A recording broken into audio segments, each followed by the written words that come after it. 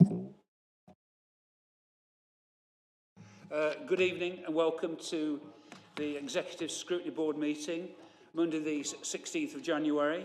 We're here tonight to look at part of the budget. What we propose to do and what we are going to be doing is looking at two different areas. Tonight we'll be looking at communities and place, and tomorrow it will be people services and the capital budget. A few housekeeping rules first of all. I'm proposing and hoping that we can have a full and open debate within a 2-hour period, and then we'll adjourn until tomorrow night to look at the other two areas. Again, hopefully we can conclude it within a couple of hours. I want to make sure that everyone has their contributions, but I want to try and avoid any one person or one particular group maybe dominating that. So I want it as wide as possible, questions from as many people as possible. I'll give you all a bit of leeway in terms of maybe having 2 or 3, depending on time, maybe 4 bites of the cherry, but more than that, I'll use my discretion. As I say, I want a full and wide debate, but I wanted to make sure it's as wide as possible. So if you could try and adhere to that, I think it would help us in the process. Everyone's invited to take part. The only people that can actually put forward recommendations and vote will be the Executive Scrutiny Board members themselves. Okay, any apologies, please? No, we don't have any. Okay, I have no late items to be introduced. Any declarations of interest? If there are no declarations of interest, we're moving on to the budget proposals for 23, 24, and 25, 26. Tonight, I'm going to invite Simon to actually do a 3-minute introduction, and then I'm going to ask each cabinet member to speak to their own area of responsibility. And that'll be Jerry Pearce for Street, Pride and Parks, Steve Hassel, Economic Development and Transport, Matt Eyre for Localities, Neighbourhoods and Libraries. Jonathan Smale sadly can't be with us, so he's still abroad, so Simon will speak on his behalf. And then last but by no means least, it will be Governance, and it will be Mick Barker. So over to you, Simon. Thank you. Thank you, Chair. Just to make the links is that Cabinet in December received 2 medium-term financial plan reports for first setting out an overall strategy in advance of the local government finance settlements, and then on the 21st of December, a more detailed budget report setting out the proposals for the forthcoming financial year 23-24. Just to stress that the medium-term financial plan articulates the resourcing of the priorities of the council contained in the council plan. So in your considerations, I ask you to be thinking about the link between service delivery and the financial resources targeted to it. Members will be quite aware that the national fiscal conditions and the local manifestation of that in areas like inflation, cost of living and demand pressures meant that last year, or setting the budget for the forthcoming year, was particularly challenging. And there was 24 million of additional pressures put into the budget to reflect that. There was also 16.5 million of savings and efficiencies and income generation brought forward, which I imagine will be the main focus of tonight about the change in service that the budget is proposing. In looking at the areas under consideration tonight, so in our directorate structure, the communities in place and resources, but as you've quite rightly, Chair, said, it's linked to the portfolios of the cabinet members. We will be focusing on that tonight, and then be focusing on the People Services Directorate, and which is primarily adults, health and children and young people, and that will be tomorrow night. So we're focusing on just 2 areas tonight. There'll also be a chance for you to ask about reserves tonight if you so wish, and tomorrow night there'll be an opportunity for you to ask questions or seek additional information about the capital programme. The richness of this scrutiny, which is going alongside other public scrutiny, is that to dig behind the proposals, the impact, the outcome, and really understand what is on the table and how this supports the delivery of our council plan. So I'm sure that we'll take lots of questions during tonight. You've invited the portfolio holders who will take the majority of the questions, but we have a range of our directors here to provide additional technical clarification as scrutiny may require. So without further ado, I'll hand back and take any questions during the course of tonight. Thank you. Thank you very much for that, Simon. Well, I'll ask Jerry Pearce, please, first of all, to talk to the Executive Scrutiny Board about his area of responsibility, and that's street pride and parks. Jerry, if we can go over to you. I don't know what sort of time you might need for this, but obviously you need long enough. Okay. Thanks, Chair. Yeah, very difficult last few months, to be quite honest, going through everything with the with all the staff and all the officers, redesigning of resources, reduction of services in some areas, reconfiguring of services in some areas as well. We're going to have to review a lot of the existing services again to make them more efficient, and we are exploring commercial opportunities in both the parks, both the leisure services and in the street pride areas as well. Unfortunately, some redundancies will have to be made. That's both vacant posts that are yet to be filled and current posts that will have to be made redundant. Reductions in some of the street and bin collections will obviously be a consequence of this, but this will be counteracted by a lot of the new technology that we've got. Obviously, we passed it through the Communities Board a few weeks back, that we'll be having the new bin sensors in streets and park bins. That's going to make us more efficient in those areas. And it's just basically it's a very sad time. Not a very easy thing to do, but we've looked at all the areas. There's been a lot of red lines that we've looked at, and we said we can't cut certain areas, and we've just really gone to the barest bones that we could.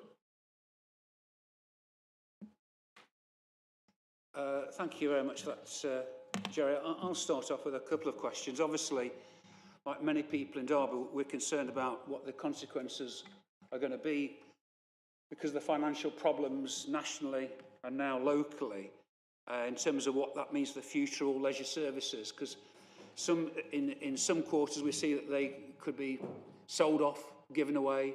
We withdraw completely from the provision of leisure services, and where does that leave our hopes and aspirations to become a city of culture? Will we be making a further bid if we no longer have any very little or a much reduced cultural offer? Where does it leave those people who need leisure facilities in the city centre that may no longer be there? I think all these questions and many others, both ourselves and the public, reasonably will be asking, Jerry. And also, what sort of redundancies, how many redundancies are we looking at? And what's the future for parks? We've won the various awards for parks with the various blue badges. Does that mean that we're going to see less collections in parks, less bins actually emptied, so we'll have more overflowing like we used to have in Darley with the rats running around? I mean, is this the sort of dystopian future that we can look forward to? I mean, hopefully you can reassure us, Jerry, that maybe the fears that a lot of people have contacted me about won't be met, but I just wondered what your initial views are on that, and then I'll take other members' views. I'll try and find a question in that, Martin. Thank you. Leisure facilities, we are looking closely at the leisure facilities. We've got a fantastic leisure facility at Moorways, which has come on board. We've put that out to an external contractor to run that, and that is Everyday Active, and they're doing a fantastic job there. The take up on memberships and everything on that facility has been out of this world, totally above what we budgeted and what Everyday Active did as well. The areas that we are looking at is to have the other two big areas of leisure, which is the arena and Springwood. to hopefully come under another portfolio similar to that. We're not saying Everyday Active will run that. We're going to put that out to tender. And if we can get an external contractor to run that, that will make us a big saving, because they would take on all the maintenance of all those 2 areas as well. As to the parks, the park staff have been running on reduced capacity for years and years. And I take my hat off to the park staff, because they do a fantastic job in every park that we've got. That shows by the number of green flag awards that we won this last year. Yes, it'll be a reduction in the staff, but I think the staff that we will be keeping they'll be working 100% to make sure that those leisure facilities and the parks facilities will look as good and as green as they should be doing. Yes, there's going to be a shortfall on the bin collections, but I said earlier that all of the bins on the parks and all of the bins on the streets will eventually have bin sensors in them, so we can keep a check on the ones that are overflowing. So hopefully you don't get any rats in Darley Park. And we've just got to keep things going. Thank you, Jerry. Members of executive, scrutiny members and others. Lucy. Thank you. Jerry, there are obviously some things which people can't do themselves. And the biggest one that I get most complaints about is potholes. We can't expect people to repair the potholes, though obviously it is possible for people to report potholes. And potentially to keep our roads safe, halving the number of inspections we're doing. How we get people to report potholes and ensure that they are made safe is going to be significant. How is that being looked at, and how is that going to be balanced alongside things like insurance costs? And while we're talking about the role that the wider public can have in keeping Derby not just safe but also attractive, is there any thought being given to how we can value more those people who are already litter picking and who are already doing a good job in keeping their local neighbourhoods smart, because they are doing that all over the city, and I think they are unsung heroes. Thank you, Lucy. Jerry, could you respond, please, to Lucy's comments and questions? Thanks, Lucy. Yeah, I totally agree about the volunteers that are all over the city. That includes myself as well, and I would assume that includes you as well, Lucy. I regularly go out litter picking around areas. It's not just because they're not litter picked, it's because I want to. Because I want to make the city look clean. I want to keep my area looking clean as well. And I think that's one of the main reasons that our volunteers do that. As for the potholes, we will be using Department for Transport grant funding for large patching, which is normally funded from our revenue stream. So the major potholes will still be done, will still be carried out. It might not be within 28 days as we promised to do things now, which a lot of them are done a lot quicker than 28 days, but we will attend to those as and when. Thank you, Jerry. I'm going to take. Okay, very quickly, because other people want to come in. Because the point is not that we haven't got the capacity to repair the potholes, but if we have a cut to inspectors, which was listed in, I'll see if I can find the budget line. Sorry, I don't think I wrote it down. But there's a cut to the number of highways inspectors, and a reduction in the frequency of highways inspections. So we won't know where the potholes are to be able to go out and repair them.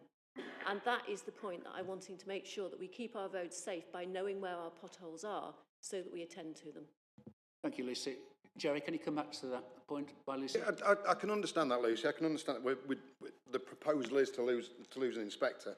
But I encourage all our residents in Chaddersden to go and fix my street. And I know that I go on there personally when I'm walking around if I see a pothole. So I'm not expecting everybody in the city to do that, but I'm sure that a lot of the residents that want to report a pothole can still report their own potholes in the city. Thank you, Jerry. John? Yeah, thank you, Chair. The 60 grand reduction to the museum, just don't know whether you're aware whether you know what that might mean to the museum. Okay, oh, sorry. Oh, is that later? I'll do it later, sorry. Okay, that's for another cabinet member, but Hardiel and then Alison. Hardiel. Thank you. Thanks, Jerry, for your introduction. In the list of things, charging, we talk about sort of I assume to reduce costs and increase income. There'll be charges for replacement blue bins and brown bins. That's one of the things that's recommended in this in the budget plan. Does that help with our trying to encourage more recycling and reducing waste? And I also note that spot cleaning of problem areas will be reduced. Again, we know that fly tipping, waste, the look of not just the city centre but other parts of the city are criticised by residents. It's criticised by people coming into the city centre. How is that going to help the progress and sort of actually tackling the issues of environmental waste, fly tipping and rubbish that's being that's a problem for many neighbourhoods across the city? Thank you, Hardiel. Jerry? Thanks, Ardo. Yeah, totally agree with you about the blue and brown bins. I'd rather not charge for a replacement blue and brown bin, so I do need to, we need to speak about that. So that's on the top of my list to go through. As to the fly tipping, again, Ardo, you know my views on this. I totally agree with you about the fly tipping. We've started to carry out various actions with Keep It Tidy. I know we've done some in Normanton Ward just for Christmas, and what we're trying to do is not responding straight away to a fly tip or dumped rubbish, as we'd like to call it. I think people get used to our fantastic tree cleansing team. There's a fly tip, they go straight out, they remove it, then 2 hours later there's another one. We keep it there, we investigate that, we see if we can find out who's tipped it and we can get a fine on that, that's fine. But if we can keep that going 2 or 3 days, that it's on the street, that people can see it, they don't add to it, we then remove it, and it's just that we're not going to be responding within the 24 hours that people are expecting us to. Thank you, Jerry. Alison?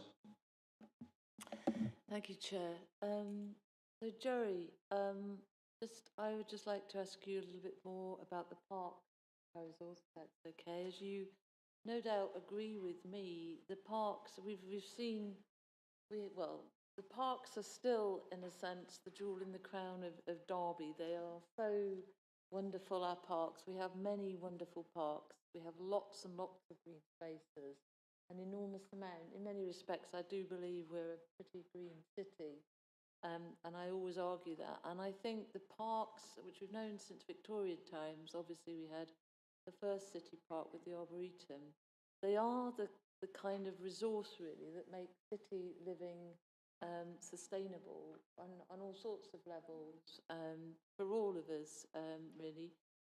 Cities like New York, where they have very, very few small green spaces, do document all the negative impacts of that, not least on obviously physical exercise, but mental well-being. So the parks are really, really valuable to everybody in Derby, and I'm sorry to labour that point a bit, but I'm sure you'd agree with that. So really, I can't see immediately exactly what I think all the impact would be of the reductions that you're proposing in park officer posts. But first of all, I'm sure you've got a list this long where you're trying to monitor, the impact of this. But I'm asking you to sort of reassure me that this is the least possible impact of this. Reducing these posts will have the least possible impact that you've been able to ascertain in the park service. But also, I'm asking you to really keep your eye on this as the budget process goes through. See if there's any more room for manoeuvre for park. I know we need room for manoeuvre in so many places, but the parks are like an equaliser in the city. I think there can't be a resident in the city who doesn't appreciate the park. Thank you. Thank you, Alison. Jerry? Do you want a one-word answer on that? No, only joking on that one. Totally agree with you, Alison. I really totally agree with you. The officers were given a task of reducing budgets by 10%. Now, when you've got a parks budget of nothing, reducing it by 10%, I am a reasonable mathematician, so you can't really take much more out of the parks budget. So yes, I totally agree with you. As I've said before, the parks teams, the parks officers, the rangers and everything that work on all the parks in the city do a fantastic job. They're sometimes seen, but they're never heard. And I take my hat off to them. And as much help as any volunteer groups on parks that we've got, Friends of Chad Park, I know that, and I know there's friends of all the other parks as well, we can all team up together and give them some assistance. But yes, I can assure you that I will try my very, very best to keep the parks team as it is. Thank you. Thanks, Jerry. Leader. Yes, thank you, Chair. Just to add to that, really, for the first time in a long time, this budget includes a capital budget towards parks to give the ability to make improvements on the parks. But also, I would encourage members to, as we do in Spondon, make use of the 106 funding and direct 106 funding towards our parks to help us with park improvements across the city and parks maintenance as well. There are quite substantial amounts of 106 which neighbourhood boards can prioritise towards the parks in their wards, and I would certainly encourage members to do that to help with maintain the excellent quality of the parks that we've got so far. Thank you, Chris. Any more comments on that particular section? If not, thank you very much, Jerry. For that, moving on to governance with Mick Barker. Mick Barker. Yes, thank you, Chair. There's quite an array of savings to be made within the governance portfolio. And can I just say from the outset, I mean, obviously, for members, they are fully aware of where governance comes from, in as much as really it's the oil that keeps the engine going throughout the council. And so therefore it does cover quite an array of different portfolios in relation to HR and organisational development, working together with the unions within the city, property, land charges, health and safety, the council house itself, and legal services, to name but a few. And it's very difficult in those circumstances because it is predominantly personnel-led to be able to fulfil those obligations that keep us and the council safe in our dealings on a day-to-day basis. I don't really want to highlight anything particularly from this stage.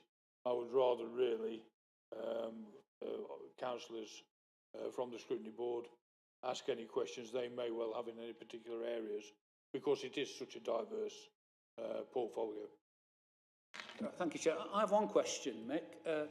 With the reduced staff numbers, is the current use of the council house, this house as we know it, is it viable as we move forward?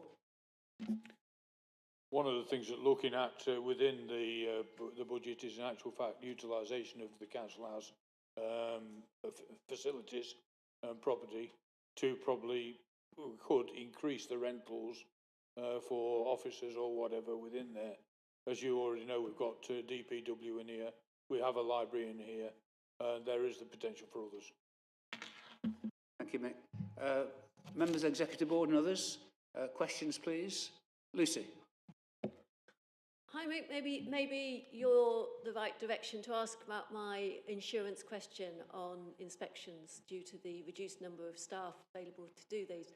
Obviously, the question I asked before related particularly to the situation with highways, but if we've got fewer staff, we're likely also to be doing potentially less inspection in other areas as well, which might be related to trees or buildings or whatever. And I think there's the cut to the safety building as well. And we've got 10,000 left in the budget for that.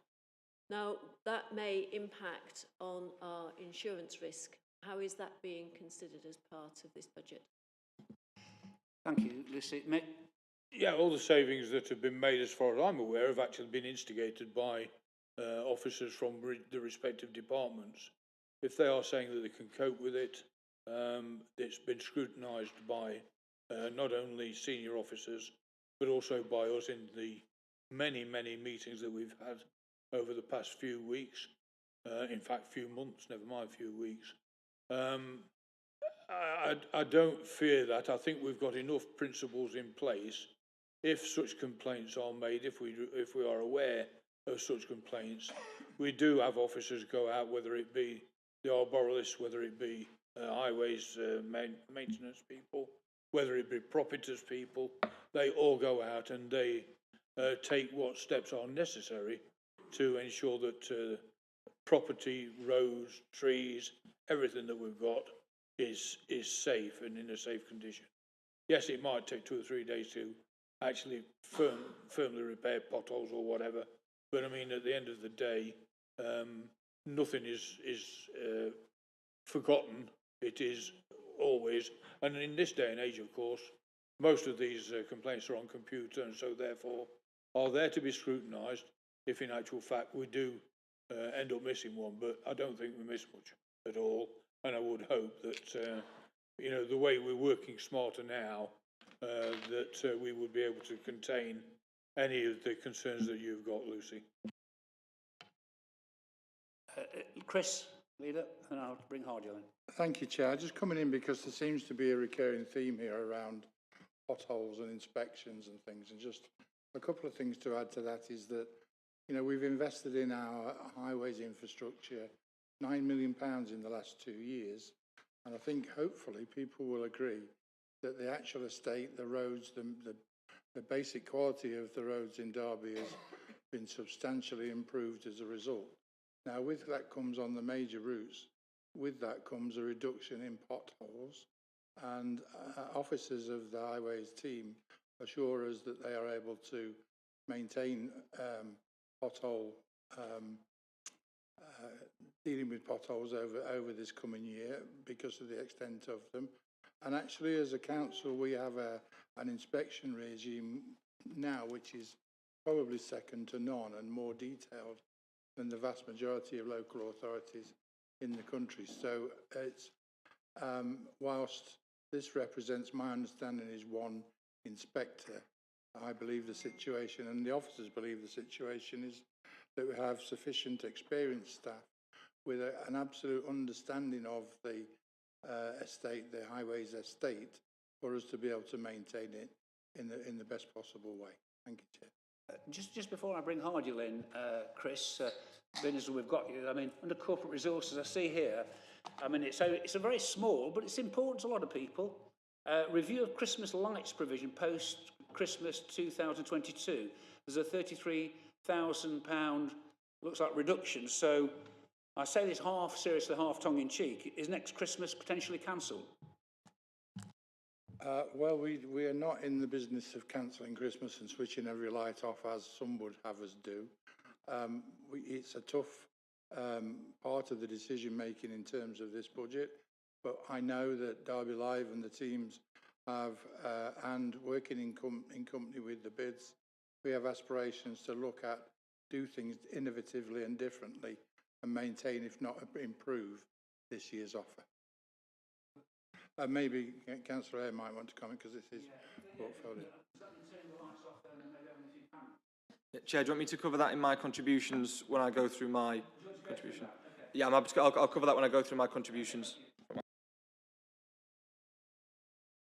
Thank you, Chair.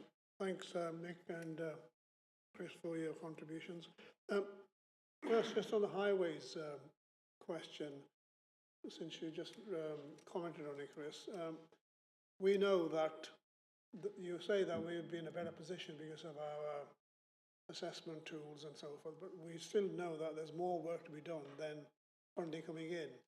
And previous scrutiny discussions on this say that what we get, even during the period when we were assisted quite well, during the COVID period, there's a gap between the funding we get and the demand required, and it's like £2 to £3 million. How is that going to And that gap's not going to close, I assume, in this current budget process. It's probably going to increase. How are we going to sort of tackle this issue about the gap of what we get funded and what's needed, always being short of about £2 to £3 million for us to ever to catch up? That, to me, doesn't sit too well with the comments you made that we'll be in a better position because we've got a better assessment tool. And the other question is for Mick. I think it's, I'm not sure, I think it's in terms of property rationalisation. Now, this has been a challenge and a priority for many, many years now. How are we progressing with that, and what impact is going to be made by the restriction in resources and more funding challenges that we are being presented with through this budget? Thank you, Hardy. Mick.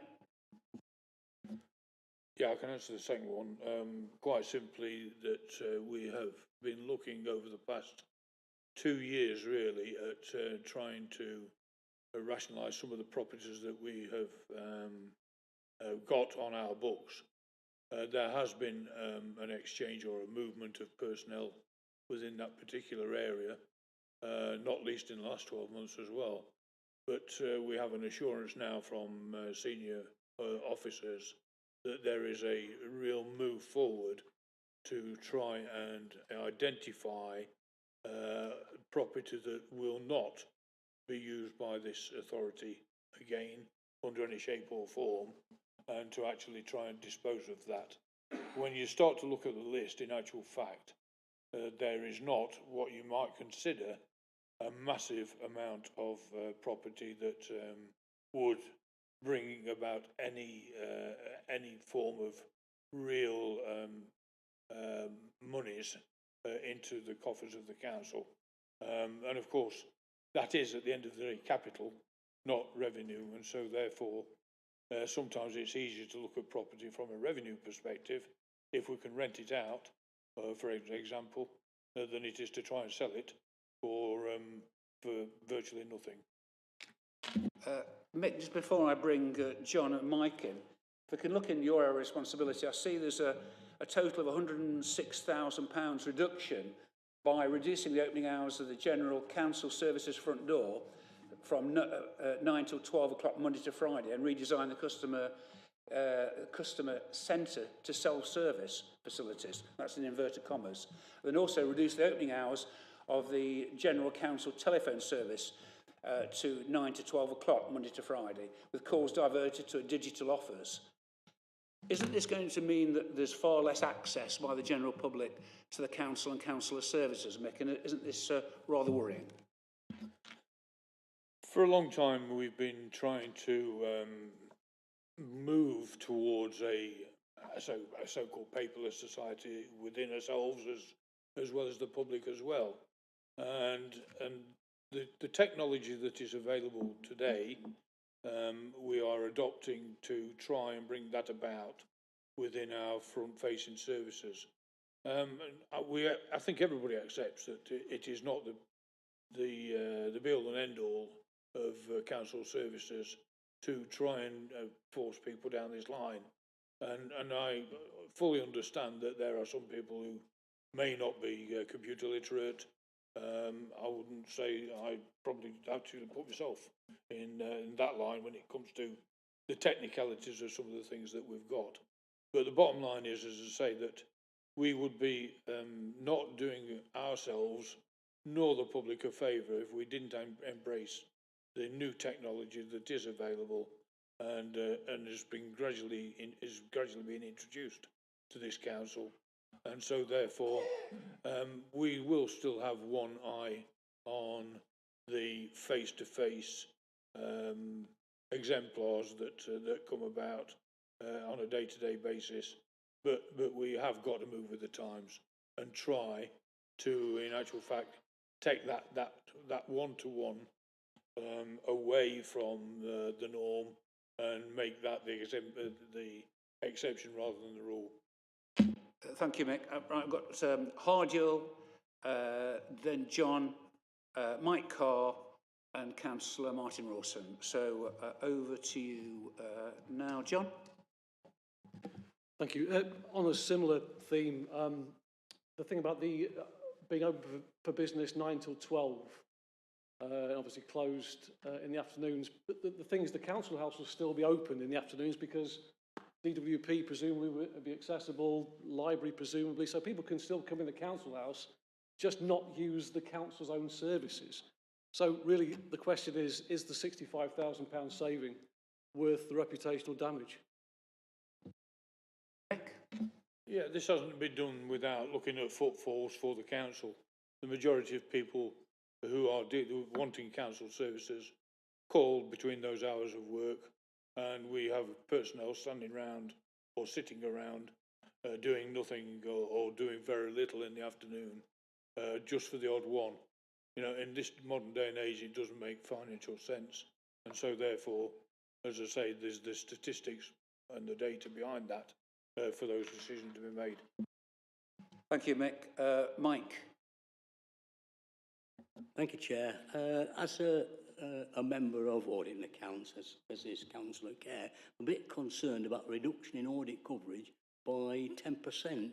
How do you intend to try and fill this gap and people trying to defraud us or whatever? Thank you, Chair. Thanks, Mike. Mick? Again, it's not my area of expertise, but I am told that the audit authorities are quite capable of maintaining that by reducing it to that extent, and they're quite comfortable with able to take that forward. Thank you, Mick. Martin Rawson. Thank you, Chair. As Councillor Barker's already said quite rightly, the admin and finance functions of a councillor is the oil that keeps all the cogs turning, which sort of draws our attention to the budget line that says centralisation of admin and finance functions into the business support operating model. But attached to that is the loss of 47 full-time equivalent posts. And I'm just concerned that with the cuts that have gone in previous years, that's really going to perhaps stretch services beyond breaking point in some cases. The loss of 47 posts from that, from those sort of critical roles. I just wonder if we could perhaps hear a bit more about exactly what that involves and whether there's been a risk assessment done, for example, to understand what the impact of losing such a large number of posts in one area might mean. Mick, can you come back on that one, please? Yeah, I haven't got direct detail that probably Martin wants on that one, but I mean, again, I reiterate that this council has been moving towards an electronic model of operation over many years now, and say the technologies are such now that in actual fact some of the work that was carried out by physically in the past by members of staff now in actual fact is actually accounted for through electronics and through the data that we collect. And to actually get a fuller breakdown of that, I'm sorry, but I would have to refer to the officers to actually give that sort of area of operation some of the credibility that Councillor Rawson seeks. Thank you. Could you help us on that one? Thanks. Yes, Alison. I can help you with that one. So, yes, Councillor Rawson, you're right. The business support element has identified around circa 47 job reductions in that area, and that really is a result of looking at all sort of business, finance and admin functions across the whole of the council. It's not just in one particular directorate. There were over 120 posts in scope for that review, so it isn't taking the whole of the function out, it's assuming a proportion of those roles. And that will mean that we will be utilising a lot of automation, digital technology to be able to do some of those processes, which we are very, very manually paper-based at the moment. So I think there'll be some improvements to the service. We've also invested some significant amount of money into a new finance system, which will be coming into effect from April of this year, April 23. So we do have a new finance system, which will also bring some greater opportunities for us in the way that we work. Just to give some reassurance to Scrutiny, the way that the review is going to happen is that it's not just a mass centralisation of business and support and finance functions like we did probably 10 years ago when we centralised that. What we will be doing is we'll be doing an assessment of every role and process that role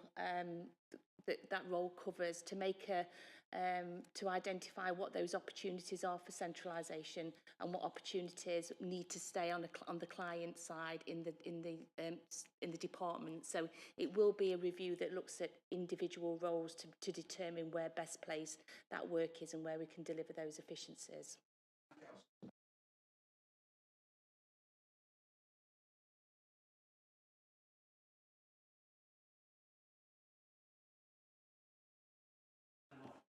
Thanks, Chair. I just wanted to pick up on a couple of points on the highways thing that Hardill mentioned. It's not a £2 to £3 million gap we've got between what we need and what we're doing. It's probably a £30 million gap. It is a bit bigger gap. Yeah.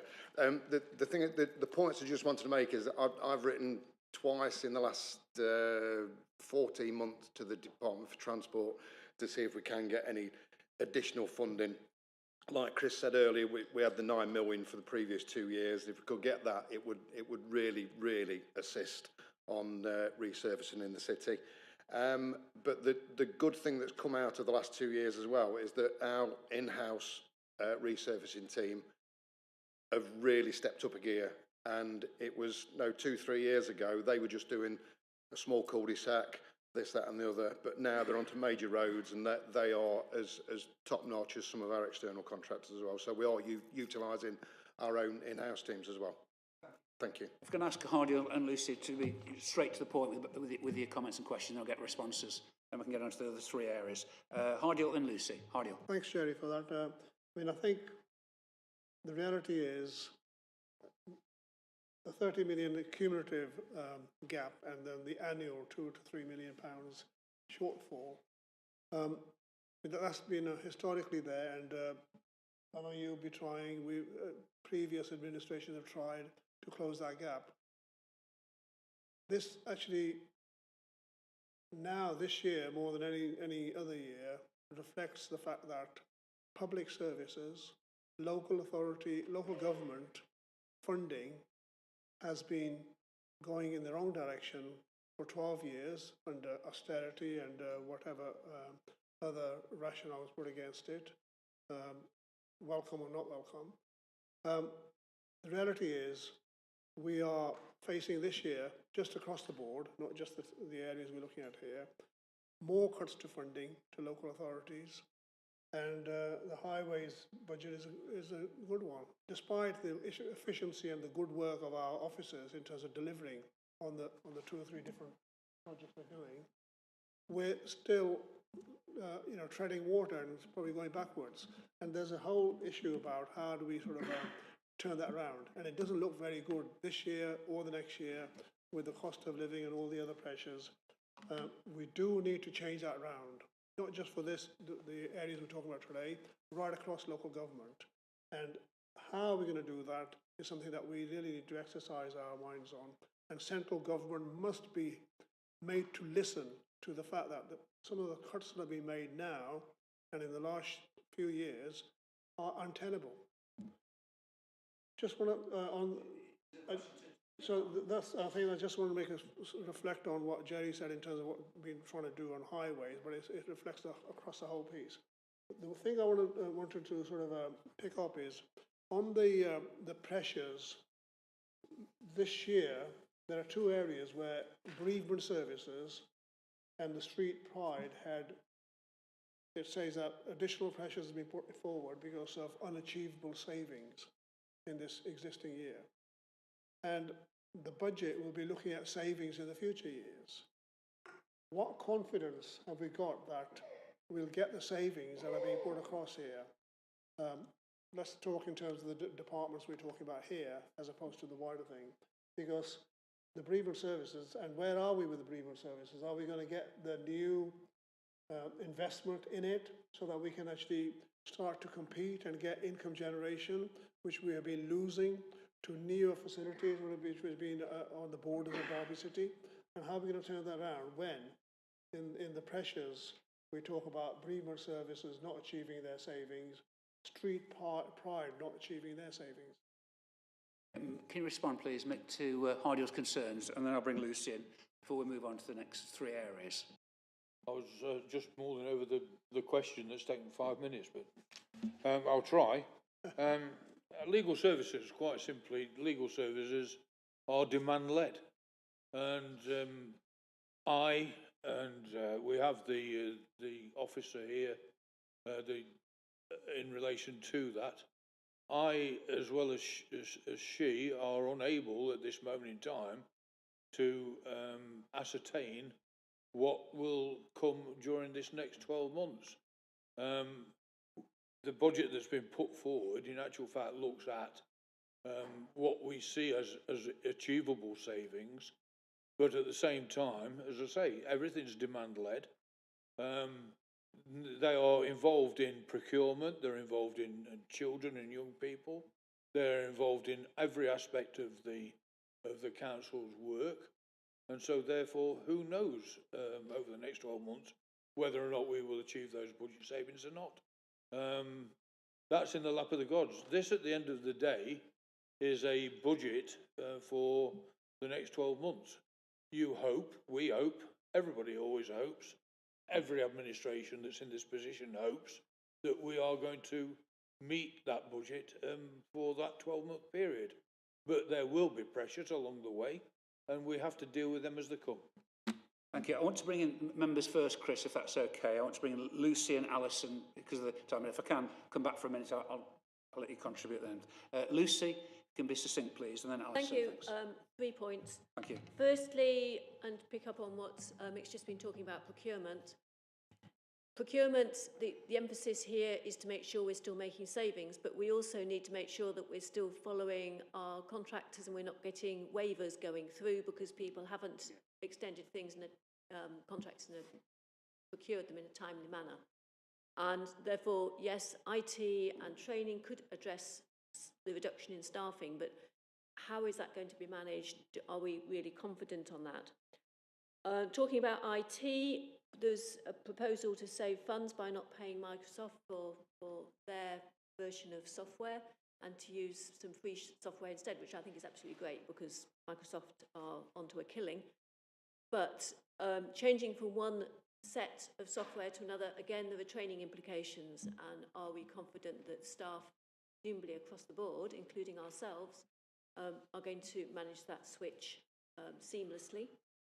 And finally, organisational development alongside reducing the number of senior roles. And we rely on our senior officers to develop creativity and do creative strategic thinking. How, cutting both our organisational development and senior roles, are we confident we've got the capacity to have the creativity to address the challenges that we have in front of us, financial and others? Thanks, Lucy, for those important and succinct questions. Mick. Procurement, quite simply, we have one of the best procurement officers in the country, and if they are again saying that they can actually reduce not the capacity, if they can reduce or take on more, is as far as I'm concerned up to them, and I can't argue against that. Microsoft versus some other company, I'm sorry, but I'm not qualified to answer that one. I don't know whether or not they're as good, if not, or whether the savings will, in actual fact, give us better systems. I think we'd have to turn to Andy for that. And as regards senior roles, again, there has been in process over this last 6 to 8 months a process through the Chief Executive Officer in relation to looking at senior management. And when I say 6 to 9 months, that is still ongoing as we speak. And so therefore, I think that the Chief Officer, and I'm not speaking on his behalf, but at the same time, he is moving forward very cautiously to ensure that we get the right mix and the right senior officers in place with the same right portfolios to ensure that this organisation moves forward over the next 12 months and beyond. And so therefore, again, it's a matter of the Chief Officer to do that. It isn't a matter for us politicians to actually interfere with. They are the professionals, we are the ships passing in the night. Thanks, Mick. Right, Alison, please. Then I want to quickly take Paul, a very quick one, and then I'll allow Chris to come back for a minute. Thanks. Thank you. Just very quickly to reiterate, endorse what Councillor Rawson said. I think cutting 47 staff out of about 120 represents just over 39% of the staff. I think to believe that then that would all work smoothly because you're bringing in technology or some changes. I mean, maybe if we'd been an organisation that had been running on a lot of fat in the last 10 years, perhaps so. But given, as Councillor Ross has said, the fact that the organisation is already cut to the bone, I think it's an expression of hope over reason not to see that cut as potentially having extremely significant impact on how the organisation runs. Thank you. Thank you, Alison. Mick? Yes, I thought that Alison gave an answer to that when she helped me out with that. The bottom line is, as far as I'm concerned, is I would rather it be backroom staff that we're having to cut rather than frontline staff that we're having to cut. And so therefore, if again the officers think that we can achieve a competent administration with those numbers, and hopefully everybody else will accept that. Thanks, Mick. Chris?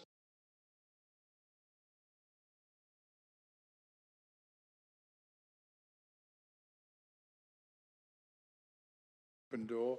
I'll give you an example of the fact that I met with the leader of Manchester City Council the other week, and she described it to me how their front door is firmly closed. It's entirely digital or online services in Manchester. So it's an unfortunate consequence, but that's where we are.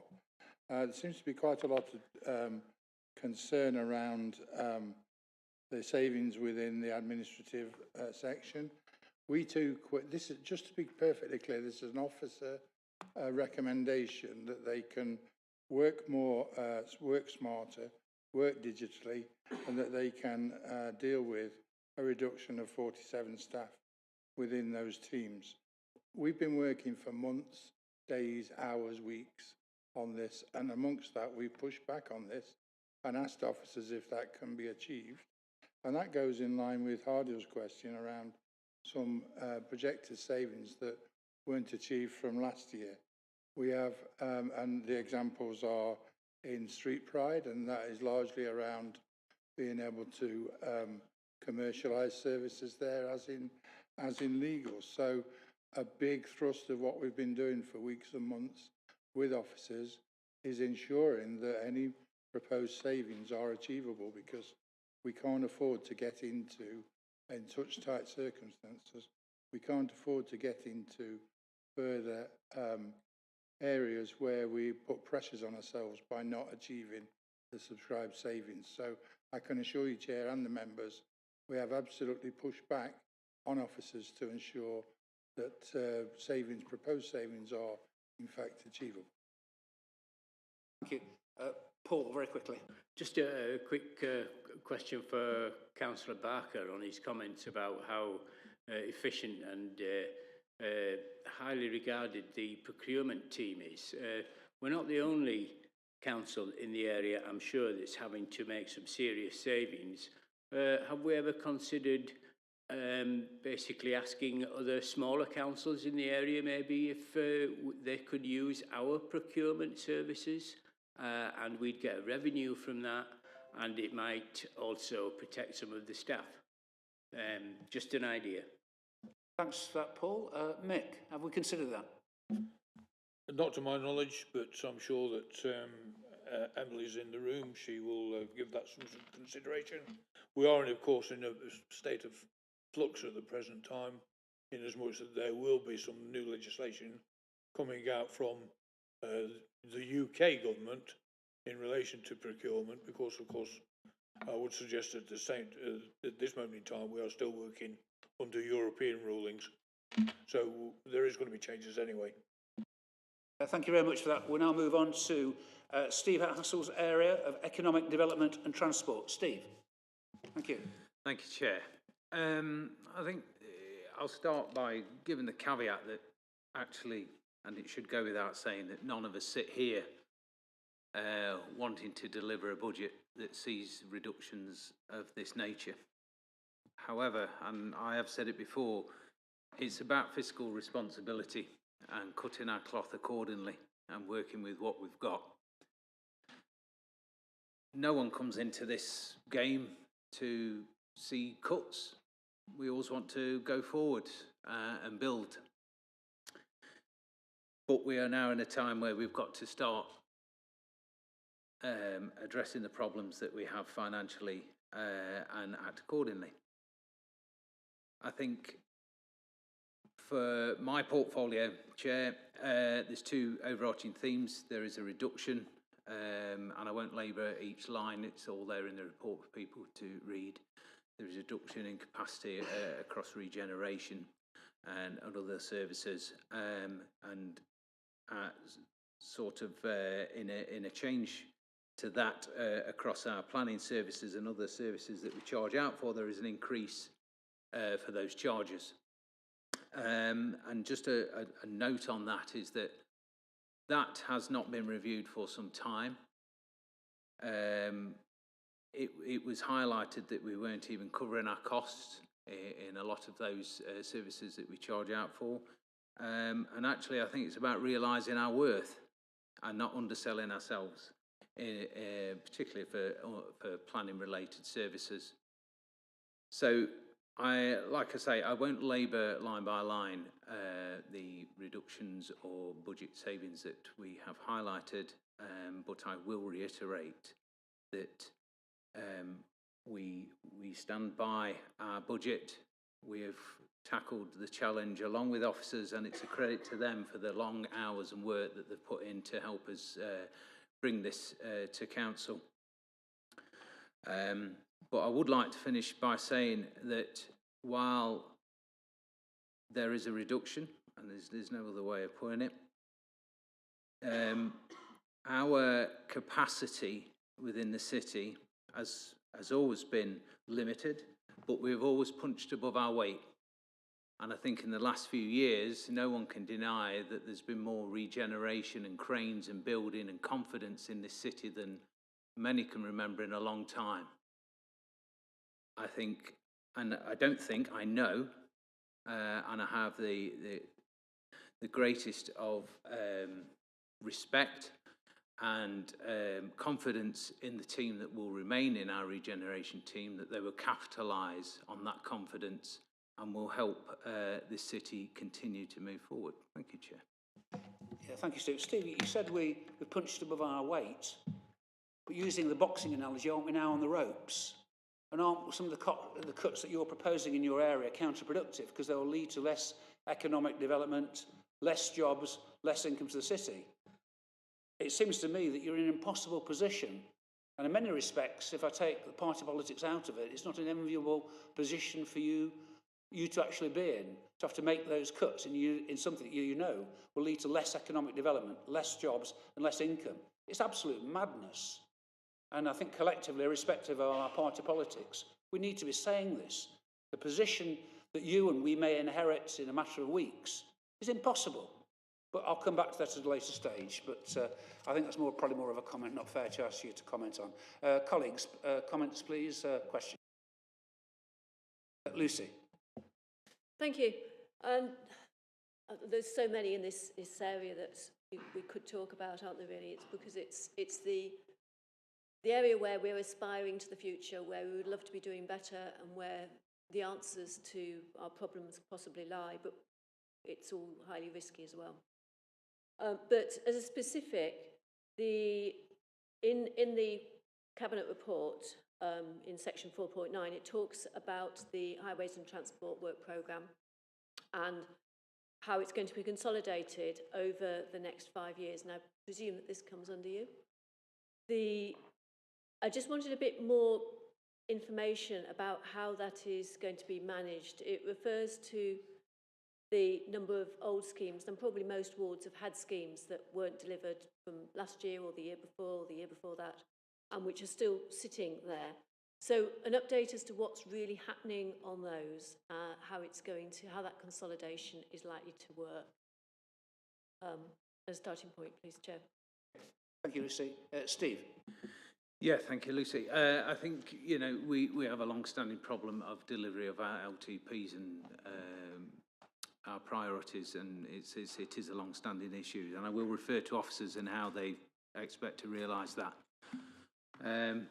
But yeah, it's as I've said previously, we will have to manage the future within the realms of the financial constraints we have. It's about making every pound work as much as it can, and our officers and ourselves and whoever is in administration here, making sure that taxpayers' money is spent wisely and not frittered away. But yes, I'll refer to officers for detail. Thank you. Thank you, Steve. Hardy. I mean, I think, Steve, we all, I think, are in agreement that some of the things we're having to do, particularly on economic development and regeneration, we're being forced to go in the wrong direction. Some of the cuts and then the ambition, which is, albeit we're not the only player in the city, but the City Council is a significant stakeholder, and many other organisation partners look to us for leadership. And as you rightly say, this is not what you'd be wanting to do. None of us would want to be making the sort of cuts in resources which are going to take us in the opposite direction, despite all the efforts to do the best we can. And really, how do we sort of get beyond this? Because there's only so much we can do here. You're putting forward in your area reductions, whether it's about international development and economy, and sort of having the reach further than the city. Because if we want to be doing impactful things on economy and regeneration, we need to be going in the opposite direction to the direction we're being forced to go to. You know, it's a difficult situation in terms of what's been proposed here, and it's not going to get any better. How are we going to work to turn this round? I think that the leader, Chris, wishes to come in to help his beleaguered erstwhile colleague, but I'm sure Steve can and will add to it. But I'll take Steve first of all, and then I'll take the leader. Thank you.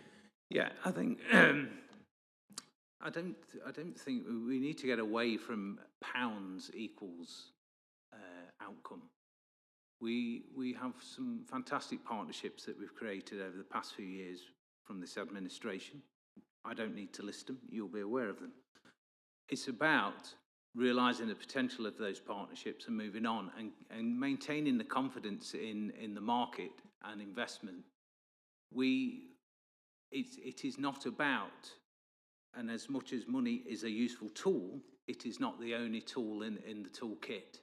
We have fantastic regeneration officers who work tirelessly to ensure that we are a city to be proud of, and that will continue regardless of whether that team is reduced or not, or whether their resources are reduced or not.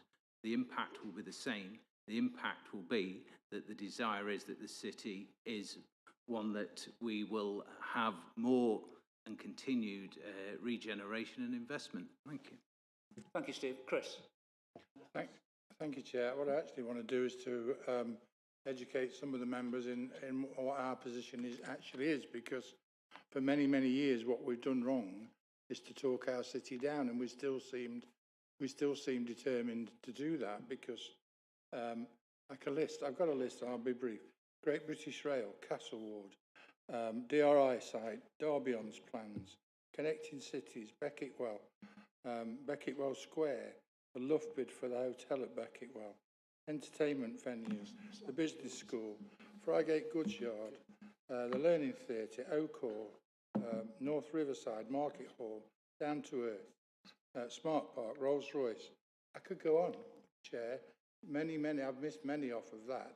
And the bottom line here is that this city has a great opportunity to carry on the business of rebuilding our city, along with our partners.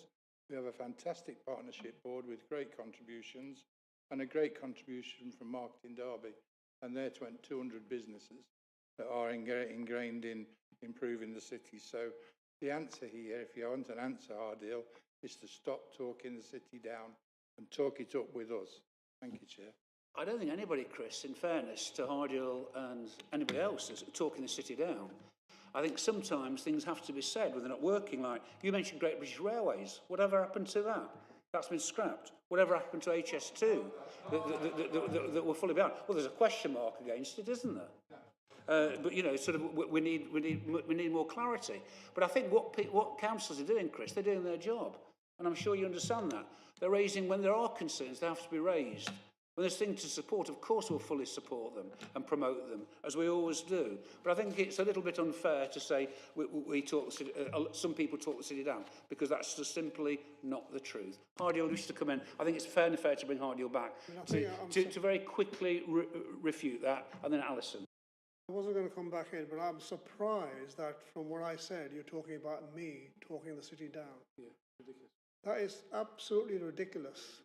In terms of trying to, say what effectiveness is, we are talking about the contribution, and I spoke about the contribution that the city council can make. And it is making a great contribution. We always do. The leadership of the officers and all administrations is to enhance the city. But the reality is, what Councillor Hassel just mentioned, and other items in this report, reduction in regeneration officers, reduction in officers who do well even with the smaller numbers, it's going to make a negative impact. There's no hiding away from that. And that's not about talking the city down, that's about saying that we are less effective than we could be if we didn't have all these cuts and reductions in funding for local government. City Council shows leadership, and it will continue to show leadership. But don't take what I said into me talking the city down. Never done that, never will. Thank you, Hardeal. Alison. Thank you, Chair. Yeah, I think nobody wants to talk the city down, and I certainly never do. However, I think that we do have to look at this administration's record. I mean, when they talk about fiscal responsibility, I put it to you're a bit late to the table when it comes to fiscal responsibility. I've been elected since 2021. Every time at Exec Scrutiny, we're challenging what we see as wasters' money. I mean, going back further, I won't list them all, but to name a few, what about the millions lost in the aborted assembly room plans that they had? And then not long, last year, we had another 150,000 or so requested for more consultation fee and another apparent plan for the assembly rooms. We were having money thrown at the Padley Centre, which even the trustees then agreed was not good public value for money. And this administration have drawn on reserves and drawn on reserves and drawn on reserves to the extent that there's none left. And now, unfortunately, all the chickens have come home to roost, and we are where we are in a dire financial situation. So let's not remember, it isn't talking down the city, but it is holding this administration to account for its lack of fiscal responsibility. Thank you. Alison. Nicola. Thank you, Chair. I think it's a serious issue when we're saying there's no reserves left. As Alison just said there, they've completely disappeared. That's not the case. There are allocated reserves in place for this council for the relevant purposes.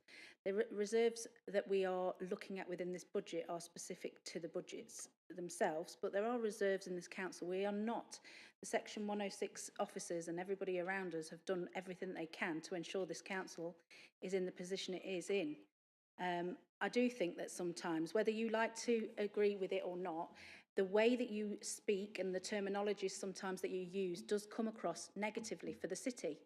And attacking politically does that for those that are looking at our city going forward. So unfortunately, I would disagree with you all in the fact that we are all guilty of it sometimes in playing politics and not doing the right thing for the city.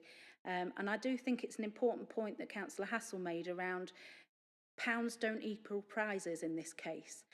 The whole point of moving forward as a city is, and I think one of the things we've been really good at in the last few years is bringing partnership and working together with voluntary organisations, with corporate businesses, and that's something that has come on leaps and bounds in the last 4 years. And I think that's something that we shouldn't shy away from and we should be positive about. I think it's important to say, though, and we're here as a scrutiny committee to do exactly that. The clue's in the name, to scrutinise. And we've seen over recent years, the reserves have been raided again and again, every year, to prop up the failing budget because this council, like many councils, is not funded adequately. We've said that. That's not doing the city down because a lot of cities are in the same position. We accept that, but because it's your government, you just turn a blind eye and you use those reserves. They're now at a dangerously low level. Everybody accepts that. There's little room to go on it, and so we can't get away from that. And it's important that members actually raise that. Now, if there's no more comments, then we will move on to the next question. Now, I'm not going to say any more. It's primarily for a question. We'll move on I'm looking into the Executive Scrutiny Board members. They're not indicating that they wish to speak. I've had the officer. We'll move on to the next item. I'm an Executive Scrutiny member. Okay, then. I'll take a final one. You've already had one, but I'll give you another one. Nicola, go on. Thank you, Chair. I think it's important, again, just to raise the point that you're there quick to say they've been raided and raided. You're forgetting to mention the reasons and the implications of why we've had to do that in the current climate. We've had a pandemic. It's all right raising the assembly rooms because we can go back as far as the A52 for the amount of issues that we've got and the things that we've had to deal with. But we have literally dealt with a major pandemic that nobody could have predicted, that the reserves have had to be utilised for. And yes, I don't disagree. There are issues around in our government funding, and we have supported the city by going to government and saying that we need more money. But it's not always the answer. And this particular point around regen, I think it is really clear, but what officers and the cabinet members are saying is it's not always about money. It is about working with our partners, and we've got a lot coming into the city, and it should be praised and rewarded. Thank you, Chair. Chair, I didn't want to come back in, but what I was going to suggest was it might be that Mr. Riley can explain the exact position in relation to reserves I'll come back to that. as he offered earlier on. Yep.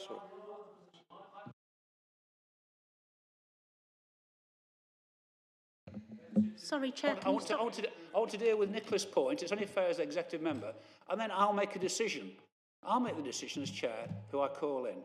In terms of, we had a pandemic, but we also had an MP who her lettuce lasted longer than 49 days. Sorry, Chair. She crashed the economy, and then we have the problems, and then we end up with you having to raid the reserves as part of the result of that. Chair, right, you're doing exactly what I said on the tin. You're playing party politics reserves, please? and not thinking about the city. Pathetic. I would just draw all members' attention to the graph in paragraph 4.8.3, which does show that this council has historically low levels of reserves, but over the past 3 years, 1920, 2021, 21-22, at the outturn, the combination of a general fund reserve and the budget risk reserve, so what we would term usable reserves, went up. Obviously, in this financial year, this is the outturn, So it's not without challenges as we meet the in-year pressure and mitigations, but you can see there is a challenge for 22-23 reported of an in-year overspend due to cost of living and demand pressures that could reduce reserves down to a historically low level. But for the past 3 years outturn, the total usable reserves have gone up. Thank you. Thank you, Simon, for that clarification. I'll take Hardiel and then we'll move on to Matt Eyre, localities and neighbourhoods. Thank you, Chair. I've heard now 3 or 4 times about pounds not making a difference. Money doesn't count. Everything can be sorted without funds. The fact is, local government, the last 12 years, has been underfunded for many different reasons, whether it's austerity, cost of living, the pandemic, and whatever else you want to come up with. But the reality is, the total net effect is local government funding has gone down. Pounds don't always mean more improvements. Nobody disagrees with that. But less people to do the work, the innovative work, means less impact. That's not about pounds and pennies. That's about individuals who have made a difference, and there'll be less of them to do that in this council after this budget and after previous budgets where there have been cuts to resources, not pounds, but people who make a delivery more effective and create wealth and economic generation by showing leadership in the City of Derby. Thank you, Hardiel. Alison. Thank you. So Mr. Riley has sort of wanted to challenge my point about the level of reserves we have. I think my point holds nevertheless because we have far fewer reserves than we had when Labour left office. Also, we simply don't have enough reserves to draw on, which was my point. But in the interest of political balance from Mr. Riley, would he like to actually now confirm to the meeting the other point I made is just how many millions were lost in the aborted assembly room plans? Thank you. Simon, can you respond in terms of the money wasted on the assembly rooms? Well, first of all, what I have done in that graph is to just factually state the reserves which are shown on the statement of accounts every year. So I would not call it a challenge. I'm just trying to state the actual cash-backed reserves that we had in place.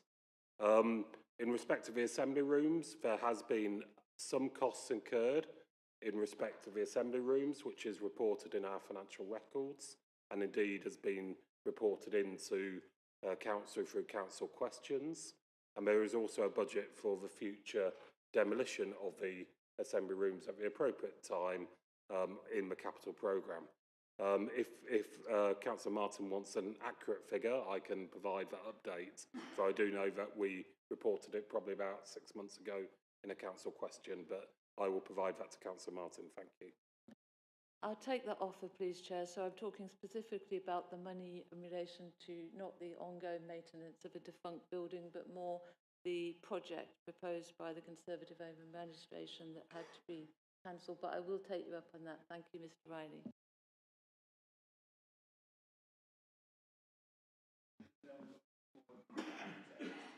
Thank you. Thank you, Chair. I just think alongside that then we ought to really ask from the original fire and the length of time that it's been empty, which I believe was a few years prior to this current administration, and what was done with the funds in that time and what was done to deal with that, with the issue of the assembly rooms prior. So any clarifications of details does need to include the waste of or the usage of any insurance monies that were used at the time. Thank you, Chair. I wasn't going to add any comments, but I mean, you've just triggered me into ask, because in actual fact, I think it's fair. I'm tempted to ask Simon, it's not fair to ask him to answer this, because we know what the answer is about whether the current administration went against all their advice with regard to the assembly rooms in terms of pursuing a path that wasn't financially viable, and they were told that, and the money was wasted as a result. But we won't dwell on that, but that's for another day. Thank you very much for that. Thank you, Steve. Moving on to Matt, locality neighbourhoods, that includes museums and libraries. Matt. Thank you, Chair. In the interest of time, you can see the time that we're on now, I'll just say, rather than repeating what Councillor Hassel said in the opening of his, just say I completely agree with him about the difficulties that we've had around the budget this year, the difficult decisions that we've had to make, and the hours and hours of meetings that we've sat in together going over the budget prior to the consultation. So I'll cover three elements for this. So you mentioned localities and neighbourhoods. I'll take those together because they're so entwined. So members will be aware that a locality review under the Better Together banner was being considered prior to now and for quite a while, but the current financial circumstances alongside the boundary review, the move to all-out elections have meant hastening this.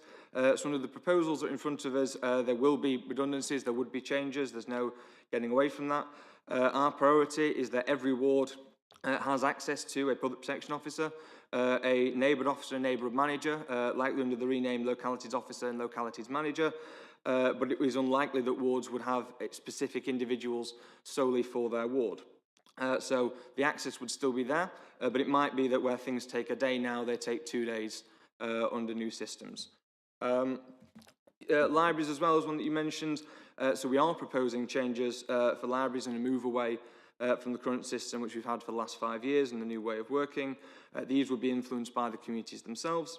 Some members of the committee will know that on Friday a newsroom article entitled Ideas Invited for City Community Spaces was released, and I circulated that to all members of the council for distribution in their individual networks. If anyone didn't receive that, please let me know and I'm sure that you do.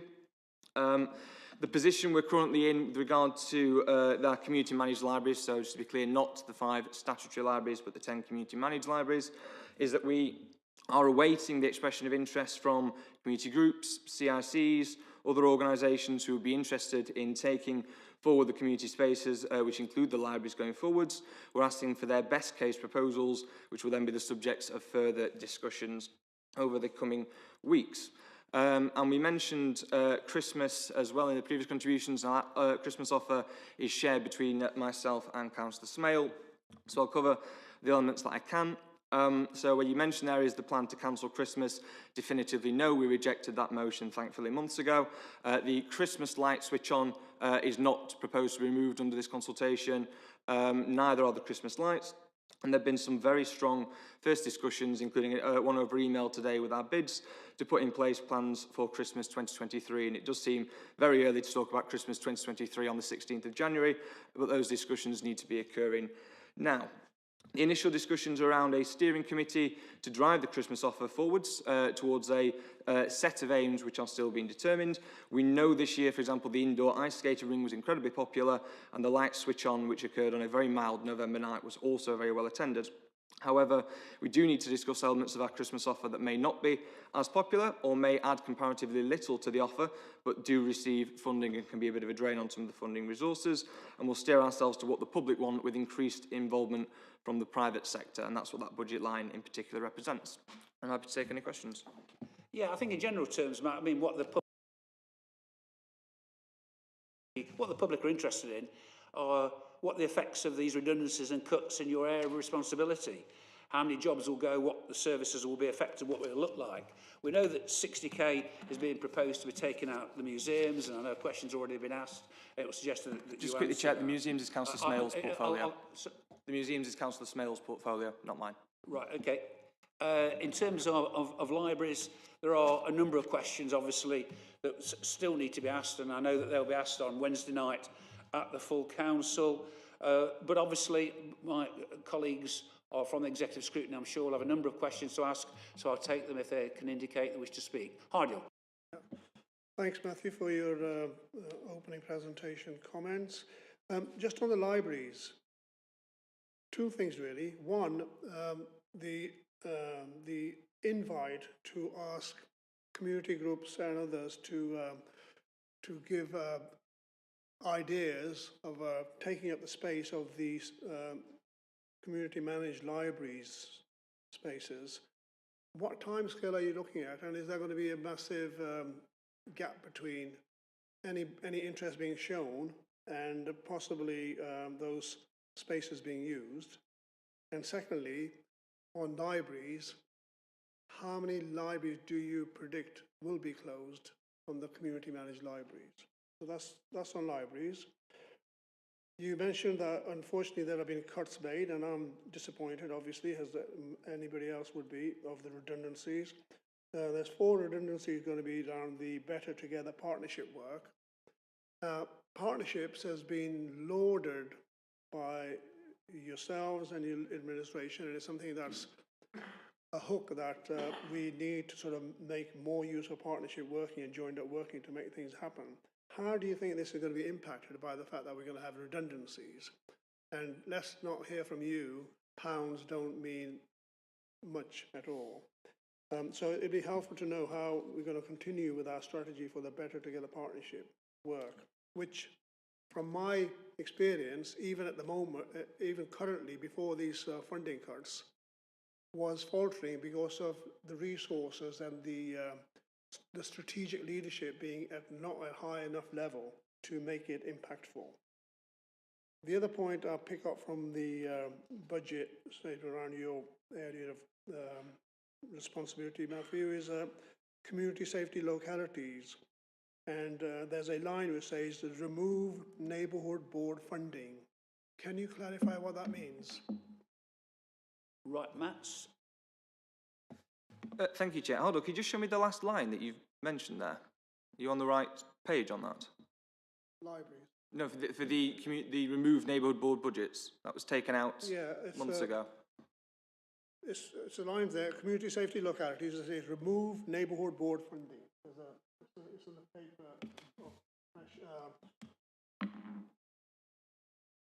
If it's not, clarify. So the neighbourhood board funding, in terms of the award of £15,000 for each neighbourhood board, has not been removed. That should not be in the consultation document. Okay, I'm not sure if officers want to come in and... Can I have confirmation from officers that opposition members haven't been given the wrong papers and the wrong information? Can we just come back? We'll do a search on the electronic version because I can't see it immediately. So, I mean, if it's not there, I've read it here, but there's no removal of funding from neighbourhoods. No, so the neighbourhood board budgets, which you've referenced there, which are at £15,000 per ward, there is no removal or reduction of that funding. There will be a change in terms of the fact that obviously under the new boundary proposals, Chaddesden and Derwent become Chaddesden North, Chaddesden East, Chaddesden West. The amount will remain the same, but maybe at £10,000 per ward. There's a change on that, but the overall funding is not changed. No. To address the other points that were mentioned there, so the timescale around libraries, as seamless a transfer as possible. So the timescale for deadline of expressions of interest is the 3rd of February, which is why we're asking there for the best case scenario from all those who express their interest, their best offer and their best proposals around things like ability to fundraise, existing funds, forward plans, those kind of things, which can then be followed up as quickly as possible once the expression is in, which will give us a clear picture of where we're going and where we're heading on those. You asked about closure, so that will entirely depend on the expressions of interest that come forward. If expressions of interest come forward for every premises, and they are suitable expressions of interest, they're ongoing ones, it will very much depend on co-location and usage, then there will be things to explore on each one of them. So any answer for that one would be entirely dependent on what the expressions of interest are that come in. So you referenced the partnerships as well. This is not an area we want to make changes, but this is an incredibly difficult budget and we have to be real about what we're having to deliver and what we're having to look at and look forward. It's not a change that we want to make. We will strive with all the resources that we have to ensure that the impacts of partnerships from any reductions are as minimal as possible going forwards from there. Thank you, Chair. Alison, then Nicola. Thanks very much. Councillor Eyre, I do actually appreciate the difficulty that you find yourself in with your portfolio, and unfortunately the budget situation and the financial situation that this administration has brought the council to. Nevertheless, I have to say once again, I hear hope over reason here. I think that we cannot, it's unlikely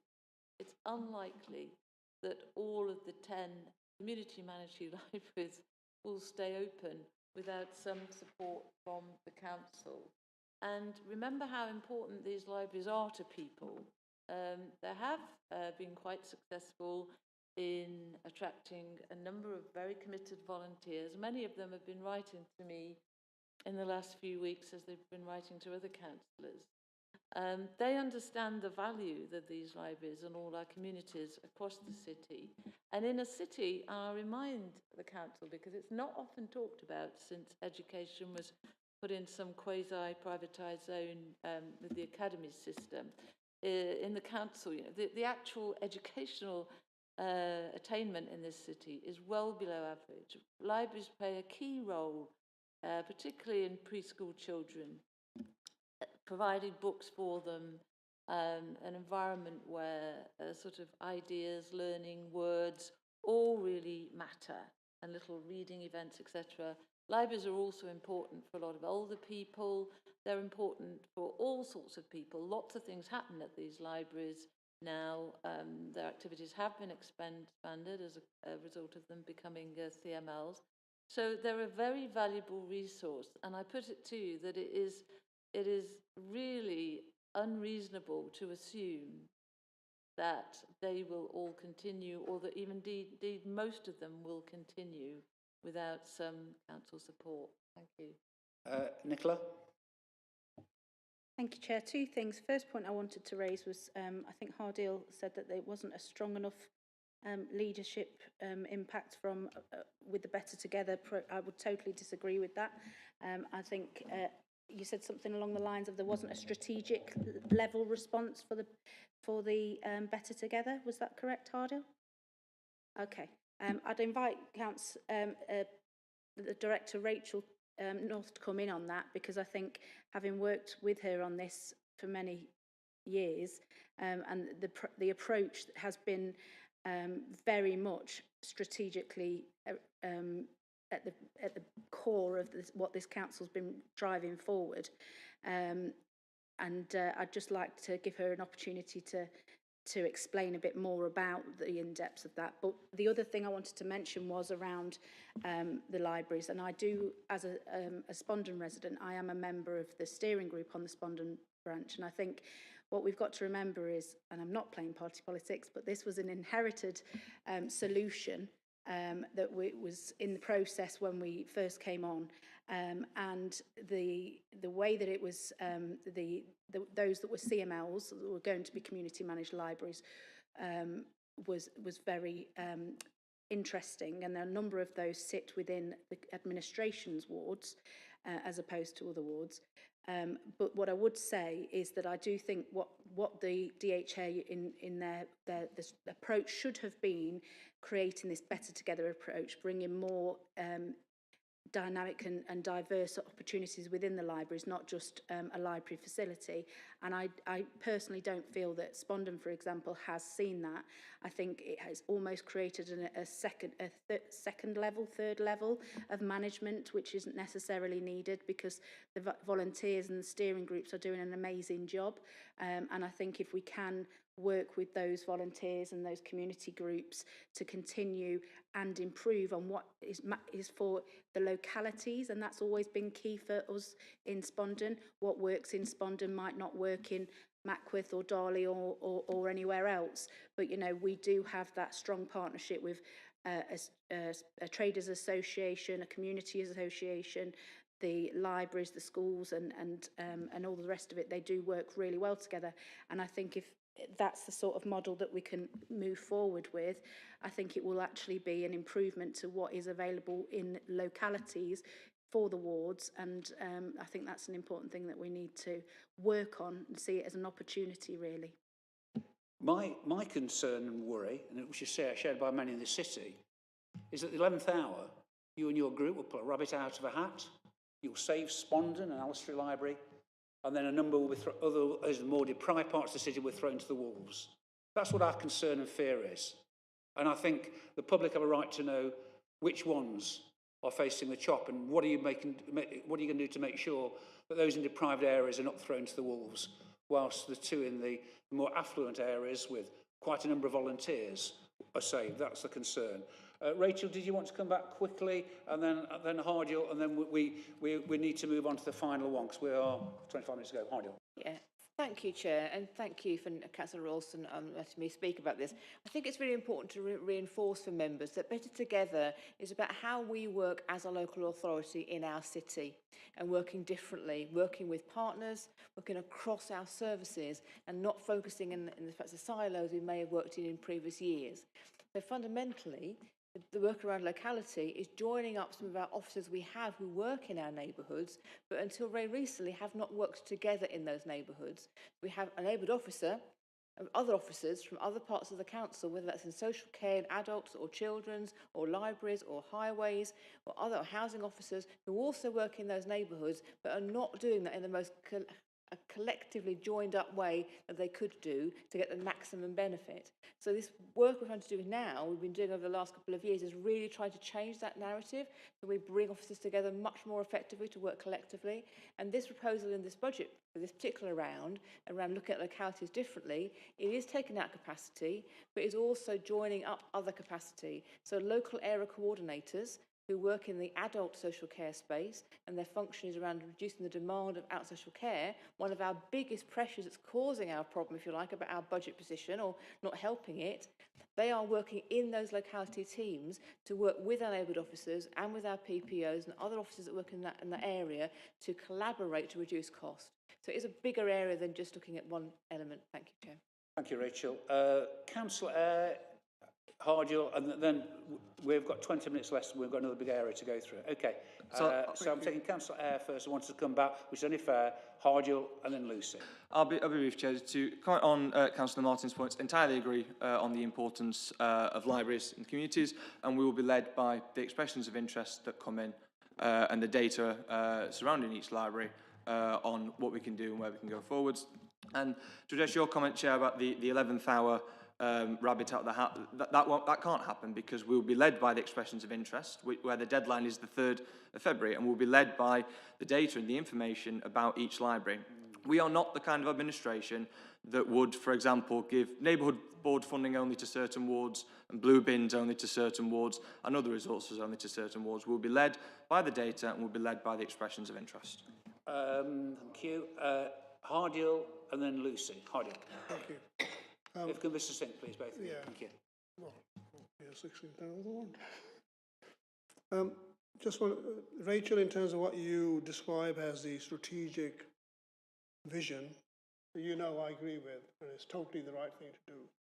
The reality, though, is the conversations at the strategic level are happening and they're successful, but what I see is that on the ground, neighbourhood officers and the people who are coordinating and trying to make the joined up work of our departments and other partners is not being delivered, and it's going to be more difficult to deliver with the funding resources on the basis that there's a disconnect between the strategic vision, which I totally agree with, and our departments joining up and other partners working together like NHS in localities, but it's still got a long way to go.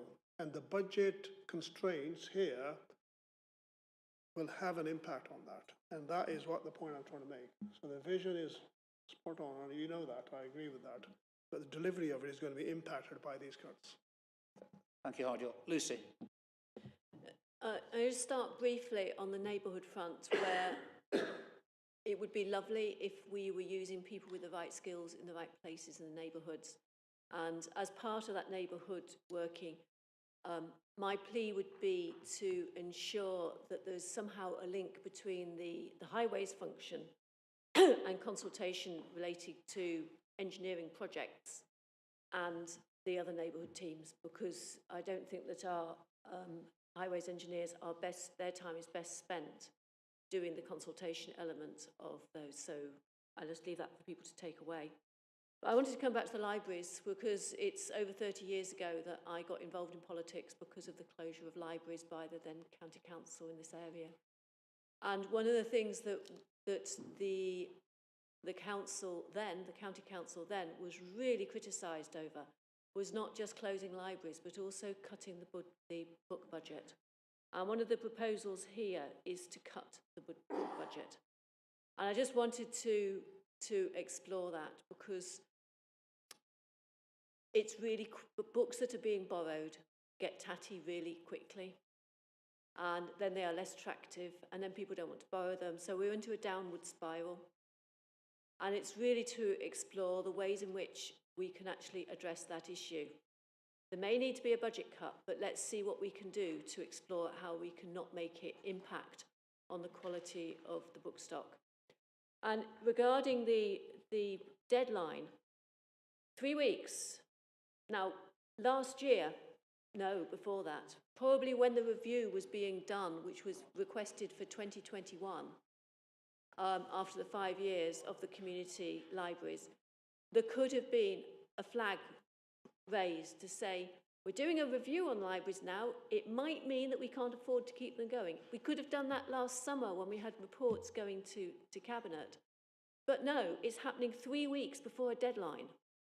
There will be community organisations in the city that won't even have a committee meeting between the announcement last week and the deadline in 2 weeks' time, just over 2 weeks' time.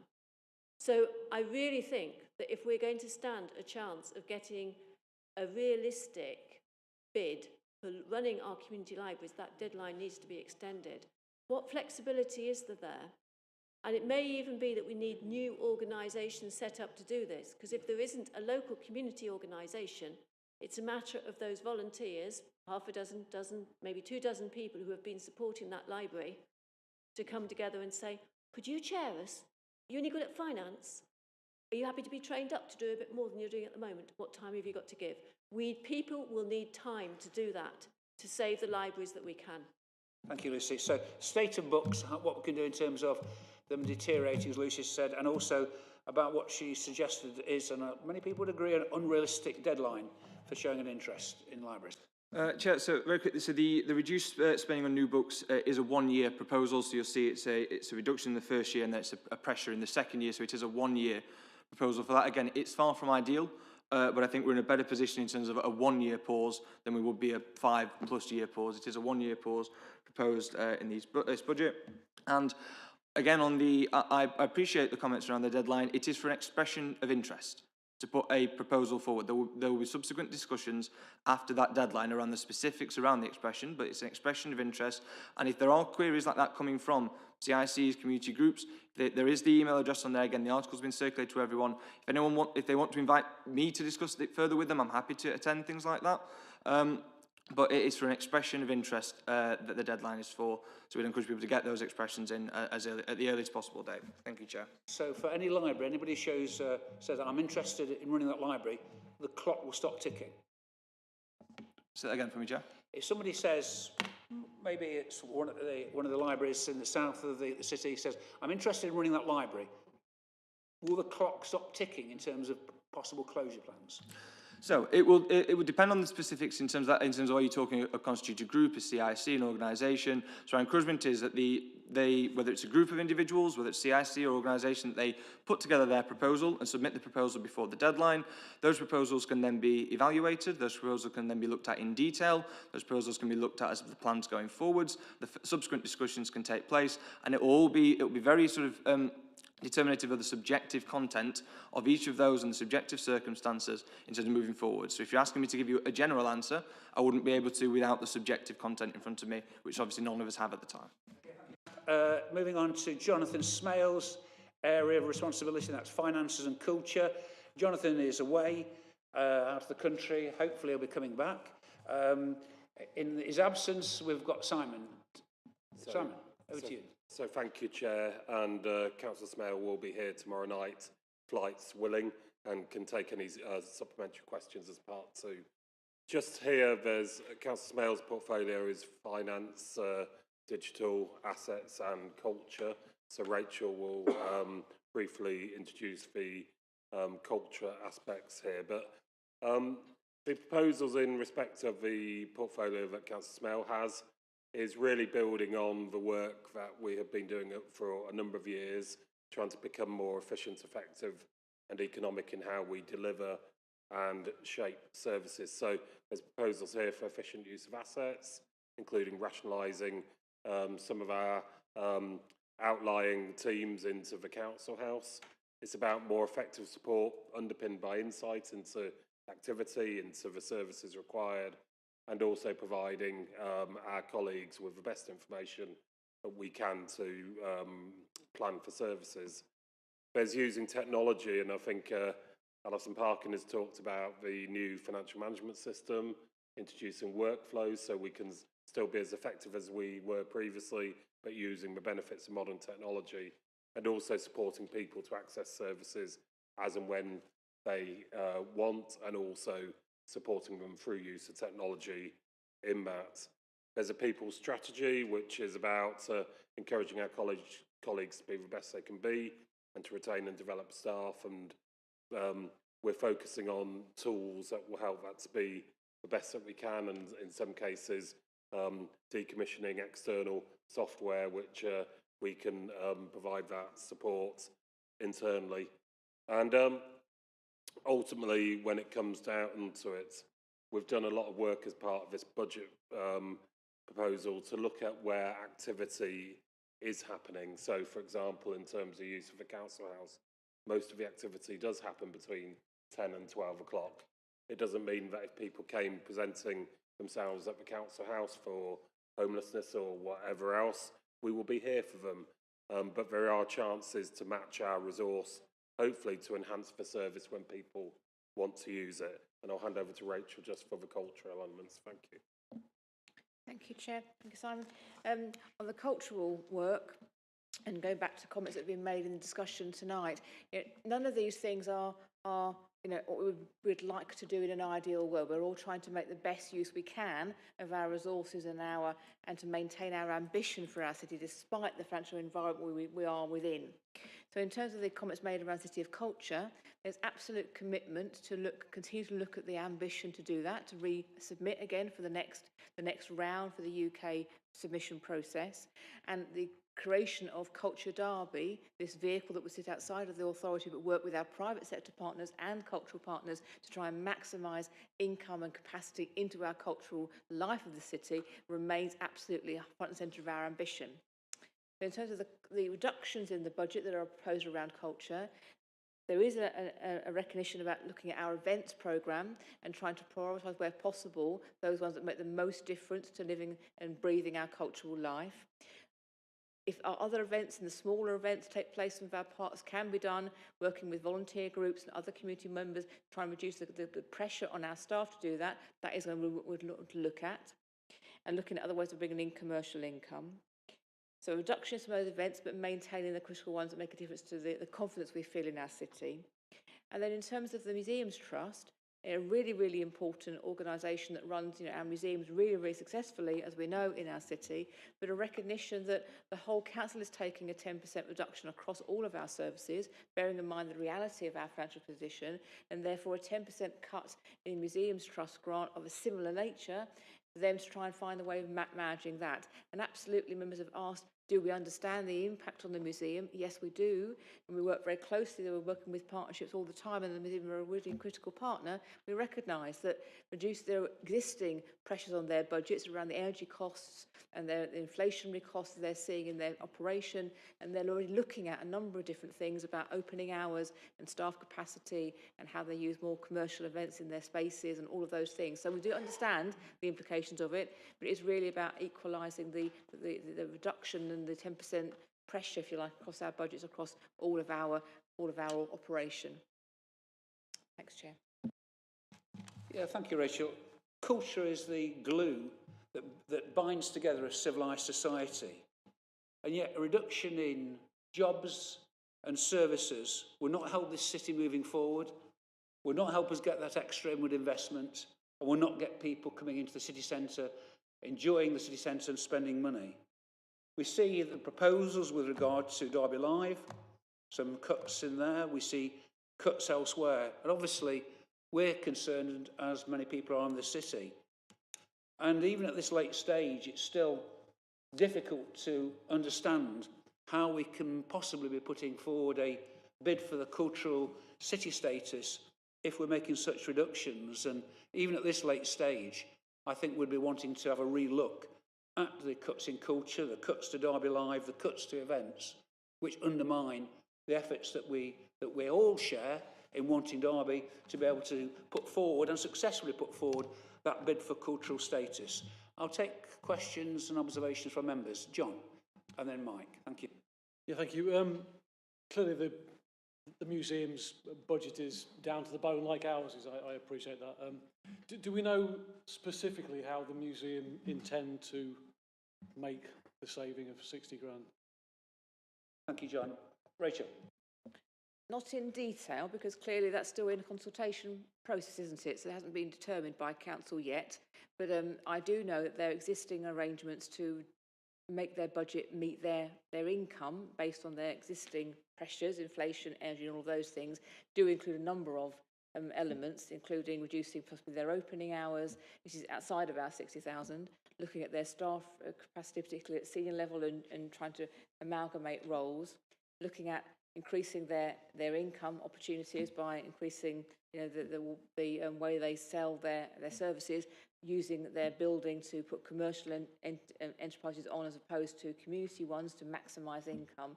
So there are a number of things they are doing and looking at a number of different options, as in fact all museums are across the country. It's a very similar position. They are looking at everything they can do to try and make that reduction fit. So, yeah, I can't say exactly what they're going to do around the 60,000 because that clearly depends on our decision at council, but they are looking at across the board at how they reduce their spend because their income is reduced across the board. Yeah, I think it's the question, hopefully, I'm sure you're bound to ask, Rachel, but instead of job cuts and service reductions, which none of us want to see, particularly the public, and indeed those people who've got those jobs, hopefully we're talking to the museum about other possible sources of funding or other ways of raising income to meet those reductions. Is that correct? Yeah, I mean, the Museums Trust, as we know really well, are extremely effective at getting external funding in. That was one of the key reasons for creating the trust in the first place, and clearly the funding that was achieved to build the Museum of Making, refurbish that building, was part of that. So absolutely, their fundraising is an absolutely central part of how they operate and is part of how they would meet this challenge.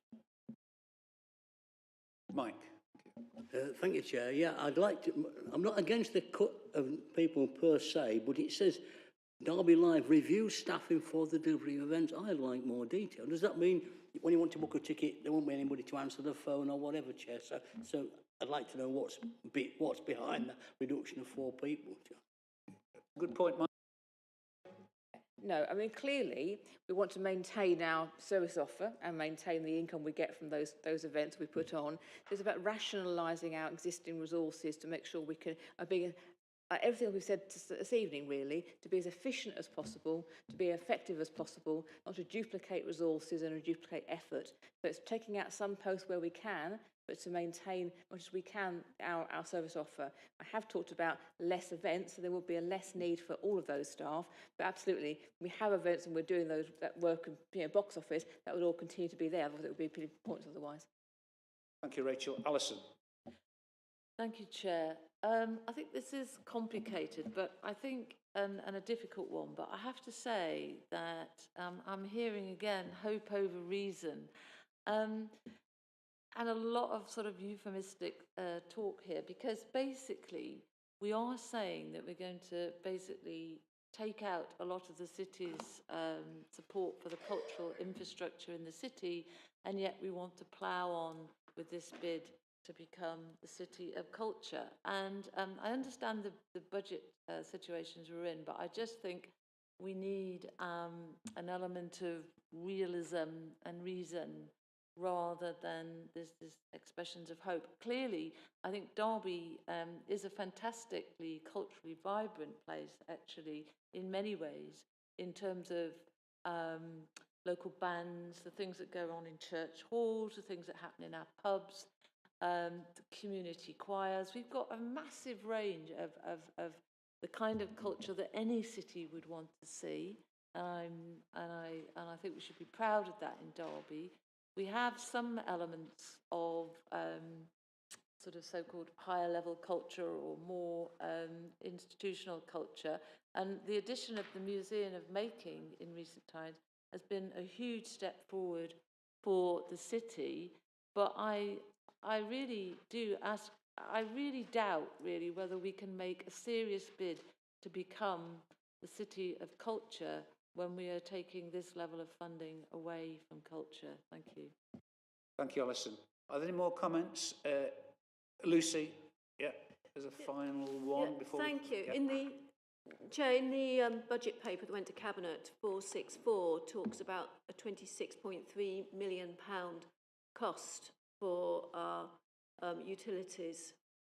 That's clearly not only energy, it also includes things like sewage and water and IT connections and so on. But that's nearly 1/10 of our spending. It's a really big chunk. And I'd just like the breakdown of that, maybe, you know, if you can't have it now, but have that in due course, of what that breakdown is hidden in that figure, because it is a large sum and it's where it's being spent, and I think we need to examine it in detail. Thank you. Can we make sure that Lucy has that, Simon? Simon, you want to come back, please? I'm more than happy to provide that, but if I direct Councillor Kerr to the pressures appendix in the budget, it does talk about that is covering pay awards, utilities and everything else. So if you have any questions after having a look at that context, of course we'll provide more information. Thank you. Thank you very much. Well, thank you very much. I now propose that we adjourn the meeting until tomorrow evening, when we'll look at the areas of responsibility. I was 2 minutes out of my calculation, so that's not too bad. It's almost 7 o'clock. But thank you very much for the attendance. Thank you for the full and frank debate. We'll have plenty more questions tomorrow. If there are questions that you think about after tonight's meeting for the relevant Cabinet members, could you please send them directly to the Cabinet member and copy me in as well? Members, I'd ask you to do that, please. Thank you very much. See you tomorrow night. Thank you.